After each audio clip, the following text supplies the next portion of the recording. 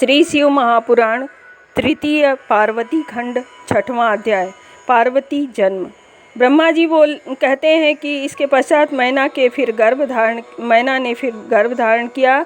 उससे मैना की बड़ी शोभा हुई। जिस प्रकार पृथ्वी के भीतर रत्न रहते हैं, उसी प्रकार पर्वतराज ने अपनी सगर्भा पत्नी को रत्नगर्भा माना और उसने जिस जिस वस्तु की आकांक्षा की, पर्वतराज ने उसकी प्रसन्नता के लिए दिया।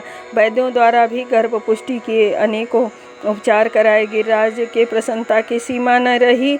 विष्णु आदि देवताओं ने आकर स्तुति की। प्राकृति दृश्यों की अपूर्व शोभा छा गई। सर्वत्र सुखदायक वायु बहने लगे। महात्माओं को सुख, किंतु दुष्टों को दुख हुआ। देवता आकाश में दुंदुभी बजाने लगे। फूलों की वर्षा करते हुए गंधर्व गीत गाने लगे। गंधर्वों की स्त्रियां नाचती। इस प्रकार आकाश में नित्य ही महोत्सव होता। उसी समय पूर्ण शक्ति शिवा सती महादेवी मैना के सामने अपने रूप में प्रकट हो गई। बसंत ऋतु थी और चैत्र का महीना, नौमी तिथि, मृगशिरा नक्षत्र, अर्धरात्रि का समय था, जब चंद्रमंडल से गंगा की भांति भगवती प्रकट हुई, जैसे लक्ष्मी समुद्र से प्रकट हुई हो। उसी प्रकार मैना के पेट से भगवती प्रकट हुई। भगवती के प्रकट होने से शिव जी प्रसन्न हो गए और शुभ सूचक सुगंधित वायु बहने लगी। मेघ गर्जन के साथ जल वृष्टि और पुष्प वृष्टि हुई। हिमालय पर सभी कुछ उत्पन्न होने लगा और उस नगर के सारे दुखों का विनाश हो गया।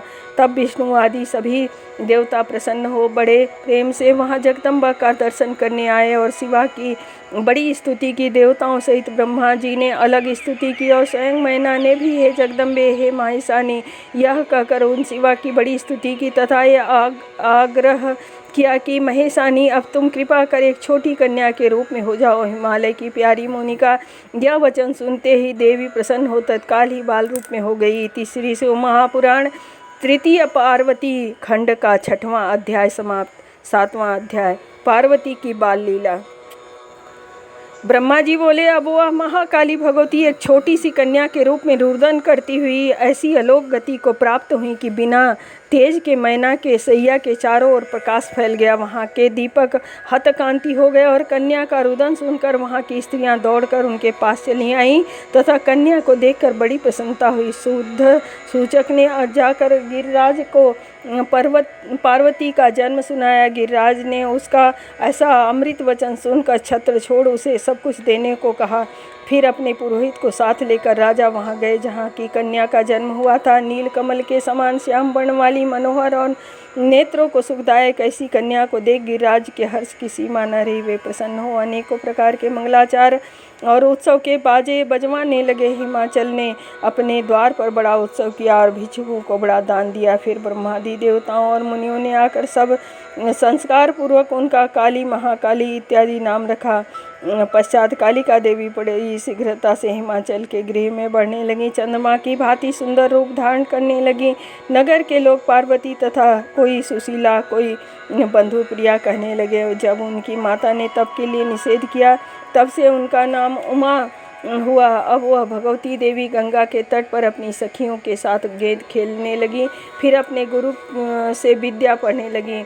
अल्पकाल में ही दुर्गा देवी सब विद्याओं में पारंगत हो गई। हे मुने, यह भगवती देवी का चरित्र मैंने तुम्हें सुनाया। अब इसका आगे का और चरित्र सुनो। इति श्री शिव महापुराण तृतीय पार्वती खंड का सातवां अध्याय समाप्त। आठवां अध्याय नारद और हिमालय की बातचीत। ब्रह्मा जी बोले, हे नारद, एक समय जब तुम हिमालय के घर गए तो गिरिराज ने तुम्हारा सत्कार कर अपनी पुत्री को बुला उनकी प्रशंसा करते हुए तुमसे उसका गुण दोष पूछा और यह भी पूछा कि इसका पति कौन होगा। तब तुम नारद दुर्गा देवी का मुख तथा हाथ देखकर बोले कि हे गिरिराज, तुम्हारी यह कन्या सब लक्षणों से युक्त आद्य कला है। यह अपने पति को सुख देने वाली तथा पितरों की कीर्ति को बढ़ाने वाली, परम साध्वी तथा आनंद देने वाली होगी। इसके और भी लक्षण तो शुभ हैं, किंतु एक रेखा अति विलक्षण है, जिसका फल सुनो। योगी, नंगा, गुण रहित, अकामी, माता पिता से रहित और अमंगल बेस वाला इसका ऐसा पति होगा न। हे नारद, तुम्हारे इन वचनों से उन दोनों पति पत्नी को बड़ा दुख हुआ, परंतु जगदम्बिका दुर्गा हृदय में शिव जी को जान बड़ी प्रसन्न हुई। दुखित हिमाचल ने तुमसे उसका उपाय पूछा, तब तुम कौतिकी नारद ने मीठे वचनों द्वारा हिमालय से कह दिया कि हे गिरिराज, मेरा वचन असत्य नहीं है। ब्रह्मा की लिखी रेखा असत्य नहीं होती, इसे वैसा ही पति प्राप्त होगा, परंतु मैं इसका एक उपाय कहता हूँ जिसके करने से सुख मिलेगा। हे गिरिराज, शिव जी ऐसे ही हैं, उनमें कुल क्षण भी सुलक्षण हो जाते हैं। प्रभु में दोष भी गुण ही होते हैं, जैसे सूर्य, अग्नि और गंगा हैं। तुम इस कन्या को शिव जी के लिए दान कर दो, आशुतोष शिव जी इसे ग्रहण कर लेंगे। इसकी सिद्धि के लिए तुम्हारी कन्या तप करे। शिव जी ही ऐसे समर्थशाली हैं कि वे संपूर्ण प्रजा का नाश कर सकते हैं, और ब्रह्मादि आदि उन्हीं के अधीन है। और फिर तुम क्या करोगे? यह तो स्वयं ही शिव को छोड़ दूसरे से विवाह ही नहीं करेगी। इसके और शिव के समान तो प्रेम किसी का न हुआ न होगा। हे नरश्रेष्ठ, इस प्रकार ये दोनों मिलकर देवताओं का कार्य करेंगे, इसमें कुछ संदेह नहीं है। इस कन्या से शिव जी अर्धनारीश्वर कहलाएंगे, और यह अपने तप के प्रभाव से शिव जी के आधे शरीर को हरण कर लेगी। इसका गौरी नाम होगा, और यह हरि तथा ब्रह्मादिक सब देवताओं की पूज्य होकर अत्यंत ख्याति को प्राप्त करेगी। तुम इसे किसी दूसरे को मत देना, और मेरी कही हुई बात को किसी और से न कहना। तुम्हारी यह पुत्री पहले दक्ष के घर में उत्पन्न हुई थी, और सती नाम से रुद्र की प्रिया हुई थी। फिर पिता के यज्ञ में जाकर पति का निरादर देख कुपित होकर अपना शरीर त्याग दिया था। अब वही अंबिका भवानी तुम्हारे घर उत्पन्न हुई है।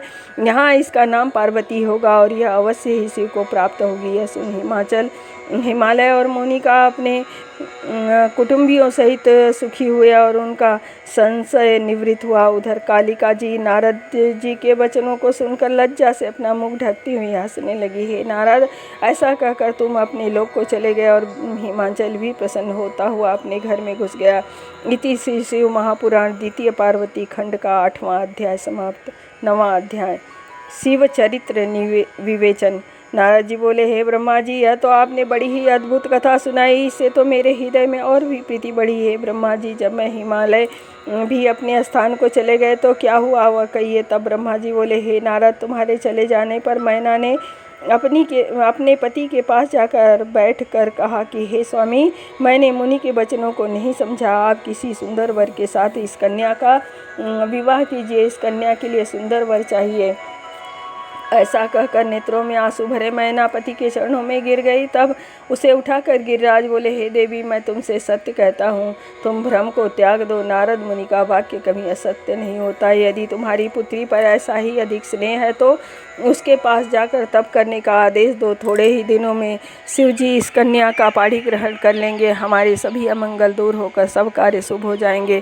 यह सुन मैना प्रसन्न हो पुत्री के पास गई और तप करने का आदेश देना चाहा, परंतु गिरिप्रिया स्नेहवश अपनी पुत्री से कुछ कह न सकी। पर पार्वती देवी ने माता के अंतर्भावों को समझ लिया, और फिर तो पार्वती ने अपने माता से कहा कि हे माँ, मैंने आज ही ब्रह्म मुहूर्त में एक बड़ा सुंदर स्वप्न देखा है। एक ब्राह्मण मुझे दया करके यह उपदेश दे रहा है कि हे पुत्री, तुम शिव जी की तपस्या करो। यह सुनकर मैना ने अपने पति को बुलाकर पुत्री का स्वप्न कह सुनाया। उसे सुन गिरिराज बड़ी प्रसन्नता हुई। उन्होंने कहा, हे प्रिया, आज प्रातः मैंने भी एक स्वप्न देखा है। एक तपस्वी ब्राह्मण मेरे नगर के पास तप करने आया है।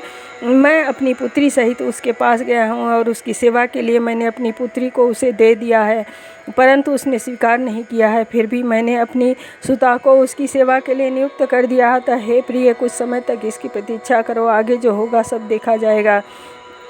हे मुनीश्वर, ऐसा कहकर गिरिराज चुप हो गए और मेनका सहित उस समय की प्रतीक्षा करने लगे। इस प्रकार जब बहुत समय व्यतीत हो गया, तब सती के वियोगी शिव जी अपने गणों के साथ लिए तप करने उसी नगर में आए। यह देख पार्वती जी अपनी सखियों के साथ ले नित्य वहाँ जाकर उनकी सेवा करने लगी, परंतु काम से पीड़ित होते हुए भी शिव जी में कोई विकार न आया। इसको देख देवताओं ने कामदेव को उनके पास भेज दिया। शिव जी ने उसे अपनी नेत्राग्नि से भस्म कर दिया। फिर मुनि मुनि के वचनों को स्मरण कर अंतर ध्यान हो गए। पश्चात पार्वती ने महातप कर शिव जी को प्रसन्न किया और विष्णु की आज्ञा से शिव जी ने पार्वती जी के साथ विवाह किया है। तात यह संक्षेप में मैंने शिव जी की का परम दिव्य विवाह कहा। अब आगे क्या सुनना चाहते हो कहो। इति श्री शिव महापुराण तृतीय पार्वती खंड का 9वां अध्याय समाप्त। 10वां अध्याय भौमोत्पत्ति। नारद जी बोले, हे महाभाग, सती के विरही शिव जी ने फिर क्या किया और हिमाचल के पास तप करने के लिए वे कब गए? कामदेव कैसे भस्म हुआ और पार्वती ने तप कर शिव जी को कैसे प्राप्त किया? और भी जो चरित्र हों कृपा कर कहिए। सूत जी कहते हैं, जब नारद जी ने इस प्रकार कहा तब ब्रह्मा जी मन में शिव जी का ध्यान कर बोले, हे देवर्षि, हे सर्वश्रेष्ठ। जब अपनी प्रिया के वियोग से व्याकुल शिव जी अपने स्थान पर लौटे तो वे सती देवी पार्वती का स्मरण करने लगी। फिर दिगंबर हो शिव जी लोक भ्रमण करने लगे, परंतु कहीं भी पार्वती को नहीं पाते थे। फिर तब वे फिर हिमाचल पर पर्वत पर गए। वहां जाकर उन्होंने फिर कठिन तप करना आरंभ किया। जब उन्होंने समाधि खोली तो उनके सिर से पसीना गिरा। उससे 4 भुजाओं वाला एक बालक प्रकट हो गया। उसका तेज असह्य था। प्रकट होते ही वह शिव जी के सामने रोने लगा। उसका रोना ऐसा ही था जैसे कोई प्राकृत मनुष्य रोता हो। तब पृथ्वी स्वयं स्त्री का रूप धारण कर शिव जी के पास जाकर उस बालक को गोद में उठा, उसे अपने दूध पिलाने लगी, उसका मुख चूमकर उस पर प्रेम करने लगी। यह देख कौतुकी शिव जी ने हंसकर कहा कि हे पृथ्वी, तुम धन्य हो, तुम मेरे बालक को ले जाओ। यह बड़ा पराक्रमी और तेजस्वी होगा। यह बालक मुझसे बड़ा प्रेम करेगा और तुम्हारे ही नाम से विख्यात होगा। इसे कहीं कोई ताप न लगेगा और बड़ा दानी तथा गुणी होकर मुझे सुख देगा। तुम इसे प्रेम से ग्रहण करो। शिव जी की ऐसी आज्ञा पाकर पृथ्वी उस बालक को लिए हुए अपने स्थान में चली आई और उस बालक का नाम भौम रखा। वह युवा हो बहुत दिनों तक शिव जी की तपस्या करता रहा। फिर शिव जी की कृपा से ग्रह पद को प्राप्त हो सुख से भी आगे के लोक में जा बसा। इति श्री शिव महापुराण तृतीय पार्वती खंड का 10वां अध्याय समाप्त।